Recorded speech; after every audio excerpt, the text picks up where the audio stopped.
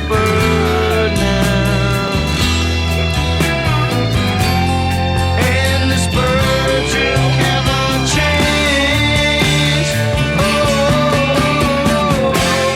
and the bird you cannot. Hey guys, so I found something really interesting and I have to read it to you and I have to share it with you because we all know that's what I do in here.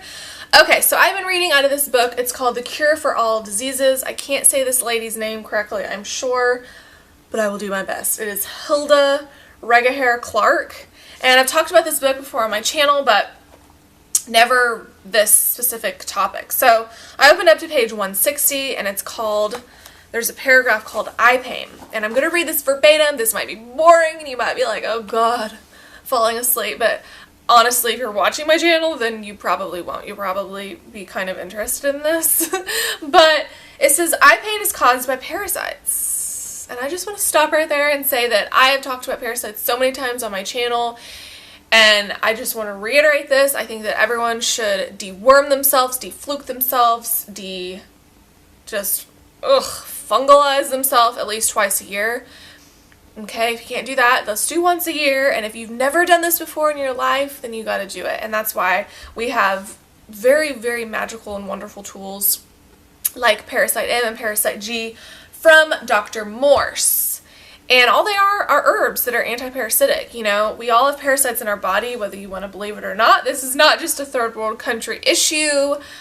I've said this before in videos and I'll say it again, you can drive, a Beamer and still have a gut full of parasites. And especially if you're eating animal products, then it's just almost a guarantee, especially things like raw fish, raw sushi, and if you have pets, you're going to have a parasite issue. But anyway, on to what I was talking about. It says, eye pain is caused by parasites. The eye is a favorite location for many parasites, including Giardia, amoebas, hookworm, schistosomes, I'm probably not saying that right, toxoplasma, and innumerable others.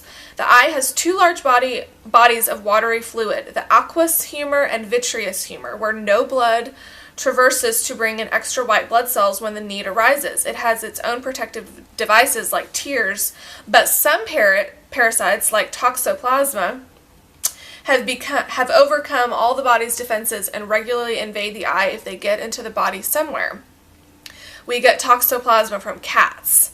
The infectious stage is in cat feces. Toxoplasma infection could be the beginning of a lifetime of eye disease due to weakening of the eyes at an early age. Toxoplasma also invades the brain, frequently causing dull ache or pressure at the back of the head.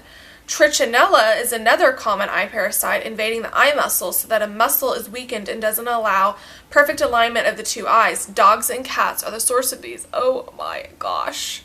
And then it says in big, bold print, there should never be a cat box in the house. Never let a child near a cat box. Now, I just want to say as a side note, I love animals, but I have never actually grown up with pets. My parents just didn't like them, and I'm allergic to cats, actually. So I never grew up with pets. And now I'm like, okay, thanking my lucky stars. I mean, there's nothing wrong with pets, and they're wonderful, and I'm not against them or anything, but there comes some issues when you have them, and especially if you have pets, then you gotta get on some parasitic herbs.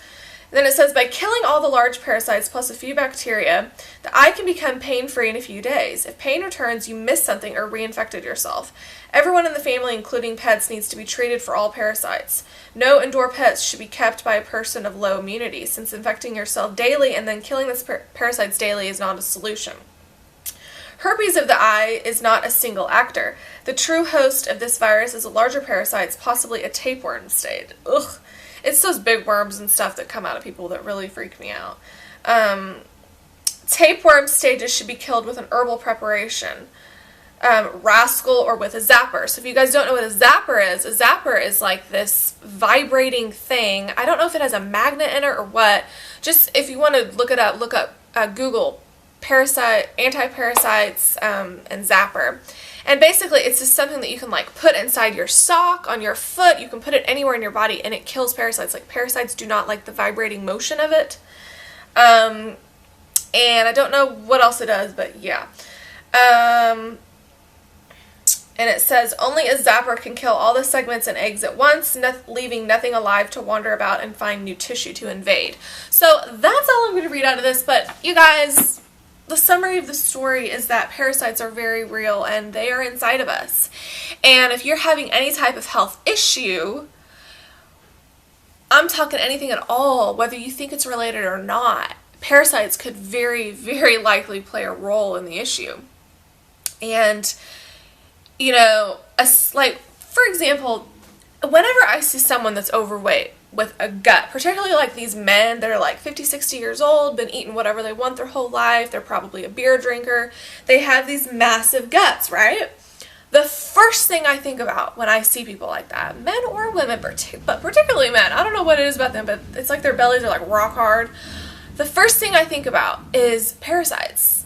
I think, God, that belly is just, that body is just full of mucus and parasites and toxemia. And that doesn't make someone a bad person. Oftentimes people just haven't been taught the message of health.